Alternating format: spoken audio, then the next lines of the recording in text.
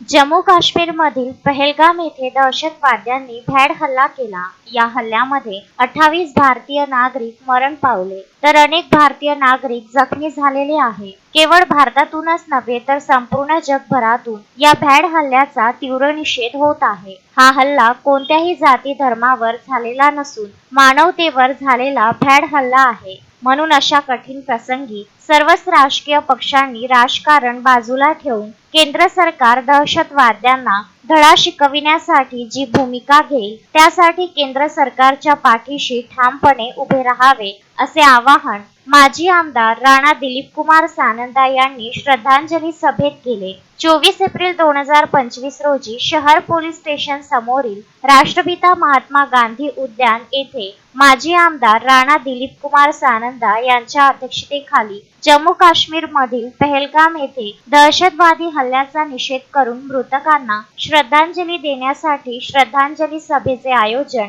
करण्यात आले होते।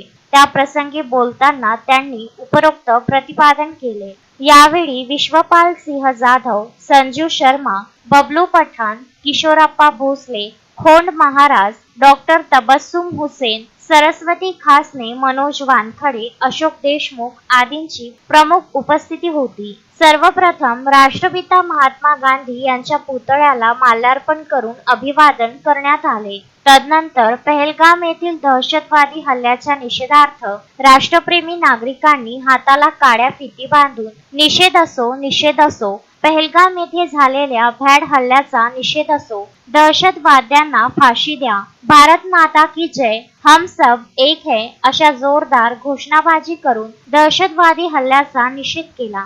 या प्रसंगी 2 मिनिटे मौन पाळून व मेणबत्त्या पेटवून पहलगाम येथे दहशतवादी हल्ल्यात शहीद झालेल्या मृतकांना भावपूर्ण श्रद्धांजली अर्पण करण्यात आली व दहशतवादी हल्ल्यामध्ये जखमी नागरिक लवकरच बरे व्हावे यासाठी सामूहिक प्रार्थना केली। तिथली अर्थव्यवस्था निश्चित रूपाने अस्तव्यस्त होणार आहे। या हल्ल्या मागील जो कोणी षडयंत्र मागील जो कोणी मास्टर माइंड असेल त्याला फाशीची शिक्षा व्हावी म्हणून असे हल्ले होऊ नये यासाठी केंद्र सरकारने अधिक तीव्रतेने या असे हल्ले भविष्यात होऊ नये यासाठी उपाययोजना कराव्यात। केंद्र सरकारच्या अखत्यारीतील जेवढ्या काही योजना जेवढ्या कोणी संस्था आहेत त्यांना अधिक सक्षम बनवण्यासाठी त्यांनी पुढाकार घ्यावात अशा प्रकारची भावना संबंध खामगाव मतदारसंघातील सर्व खामगाववासियांची या ठिकाणी आहे।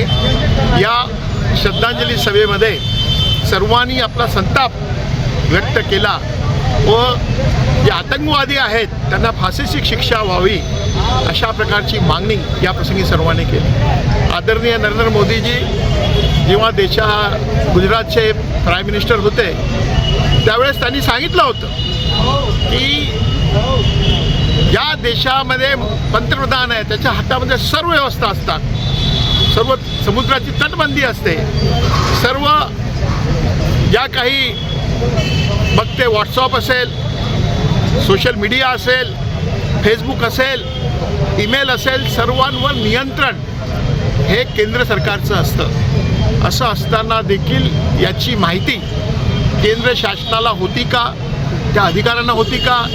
20 मिनिटं खुलेआम त्या ठिकाणी गोळीबार झाला, त्यामध्ये निष्पाप भारतीयांचा मृत्यू झाला। ही बाब मनाला वेदना देणारी आहे। भविष्यामध्ये अशा प्रकारच्या घटना होऊ नये म्हणून सर्व राजकीय पक्षांना माझी विनंती आहे, कोणत्याही प्रकारचं राजकारण न करता सर्वांनी एक होऊन देशावर झालेला हा हल्ला त्याला भविष्यामध्ये होऊ नये यासाठी सर्वांनी एकसंघ राहावं व एकतावर जेव्हा जेव्हा भारतावर अशा प्रकारचे हल्ले होतील आम्ही सर्व एक आहोत असा जगाला संदेश गेला पाहिजे। असा दृष्टिकोन अशी राष्ट्रभक्ती आपण सर्वांनी दाखवावी असं माझं आव्हान। मोहम्मद फारूक, विदर्भ न्यूज, खामगाव।